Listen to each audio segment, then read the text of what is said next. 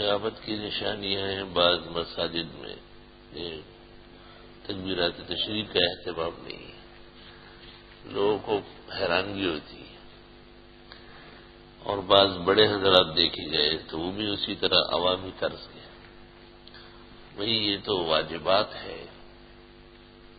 فقہاء نے لکھا ہے کہ باقاعدہ محراب میں لکھا جائے، جیسے مؤذن فجر میں الصلاۃ خیر من النوم بھولتا ہے تو فقہ میں لکھا ہے کہ ایک جگہ بورڈ پہ لکھ دیا جائے سامنے، جب اس پہ نظر پڑے گی تو فجر میں یاد آئے گا۔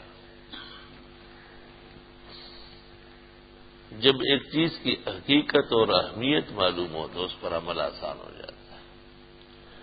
اصل اس کے درجے وجوب سے بے خبری ہے، یہ خیال نہیں ہے کہ جس طرح قربانی کا حکم ہے، نماز وطر کا حکم ہے، نماز عید کا، وہی حکم تکبیرات تشریق کا ہے 23 فرض نمازوں کے بعد 9 ذی الحج کی فجر سے لے کر 13 ذی الحج کی عصر تک بڑے اہتمام اور توجہ سے پڑھنا ضروری ہے۔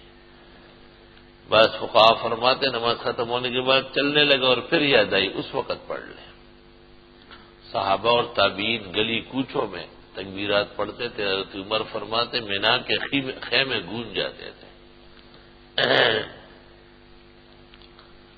بعض روایات فتن میں ہیں کہ قیامت کے قریب لوگ تکبیرات تشریق پڑھنا بھول جائیں گے اور حج اور عمرے کریں گے لیکن تلبیہ نہیں پڑھیں گے۔ وہ منظر بھی تقریباً دیکھنے میں آتا ہے، کہنا پڑتا ہے، اعلانات ہوتے ہیں، توجہ دلانی ہوتی ہے، حالانکہ یہ مستمر عمل ہے، ہر سال کا ہے۔ جب بھی آدمی ایام ازاہی میں زندہ ہو، سلامت ہو، موجود ہو تو اسے یہ مسئلہ یاد رہنا چاہیے، مسائل بھول جانا خود عذاب کا باعث ہے۔ فلما نسوا حظا مما ذکروا به اخذناهم، جب مسائل یہ بھول بھٹک گئے تو ہم نے ان کی گرفت کر لی، پکڑ لیا کہ یہ بھولنے کی بات تھی، یہ تم بھول رہے اس کو۔